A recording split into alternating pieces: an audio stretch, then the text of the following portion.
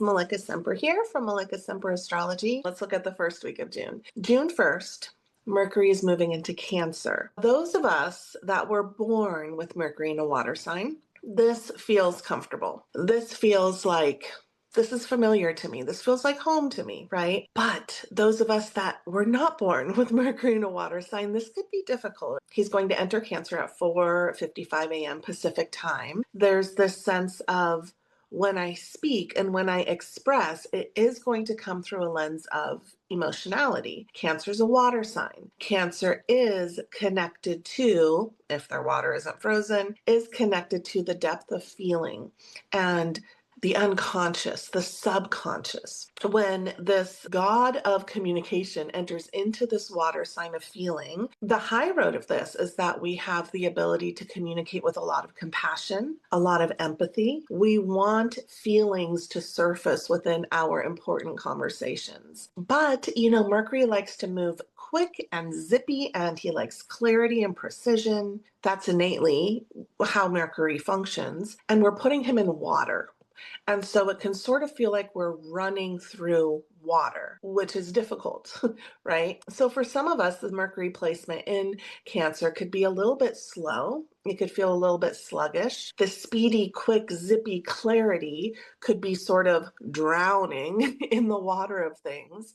There is emotional wisdom at our fingertips in the way that we express our thoughts in our mind, and what we want to talk about is family stuff, family dynamics, relationship with the feminine, so relationship with the women in our lives, our female connections. And we want to talk about how things feel and the emotions. When Mercury is in Cancer, some of us could get quite moody. A shadow side of this would be like we just get really passive aggressive with our words and the way that we express instead of clearly saying what we mean and how we feel. There is this tone of perhaps emotional manipulation through the way that we speak. That passive aggressiveness can come in as long as we're aware around that and we're mindful of it. But there certainly could be a moodiness, even a depression that could set in, an intellectual depression that could set in. Because part of Cancer's work, part of the shadow side or the heavy lifting of Cancer is they can get moody. They can experience depression because the feelings are so loud. The emotions are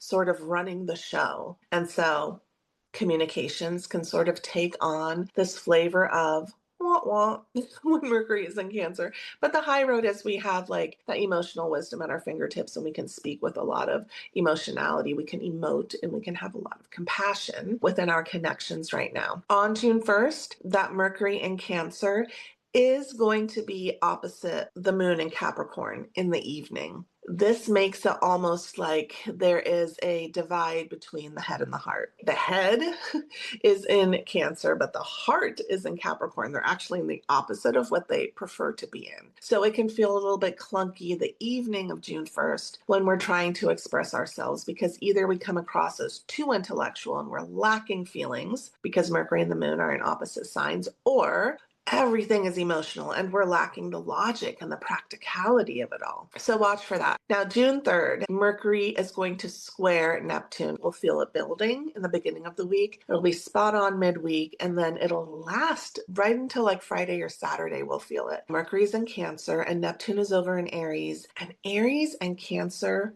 they square each other, which also means they don't quite get each other. There's tension between the two. And so when we are expressing Mercury, when we're having those important conversations, Neptune comes in a square and he's like, what are you trying to say? He sort of brings about misunderstandings. We're trying to really drive the point home. We're trying to land the plane with what we're trying to express. And we just miss the mark. We can't hit the mark. We can't hit the bullseye because Neptune is creating confusion, cloudiness, fogginess, intellectual fog. Now, what it can lend itself to is immense creativity. Our imagination just goes wild. That's really good for the creatives out there, the artists out there, if we can allow ourselves to drop into that. But if we have to be on time somewhere, if we have a lot of errands to run, if we have appointments to get to, give yourself some grace because you might have written down the wrong time. You might have set your alarm for the wrong time. You may forget the appointment altogether because Neptune is ethereal and cloudy and foggy. So go slow, give yourself grace. If you could this week, just drop into your art, your creativity, and forget about all the practical, logical stuff. I mean, ideally, if you could do that, that would work better, right? Mercury is supported by Mars over in Taurus, and Taurus and Cancer get along really great. They really get each other. So Mars is giving this mind and this communication and this intellect a boost of energy, which can certainly help with the confusion that Neptune brings in. Intellectually, Mars is going to give us mental drive, going to make us intellectually focus and look at our goals and go after what we want to achieve. You know, if we're having ideas, if we're having thoughts, really pull from that Mars energy, which is supporting, and tell yourself, I can get this done. I can focus with Mars supporting Mercury this week. Neptune's there trying to sort of like thwart the plan. But if we can focus on that support from Mars, I think that that would be really, really helpful. All that to say, a very mercurial week. We are working on our communication. We just sort of have to drop into the feelings of it and then try to express it as clearly as we can.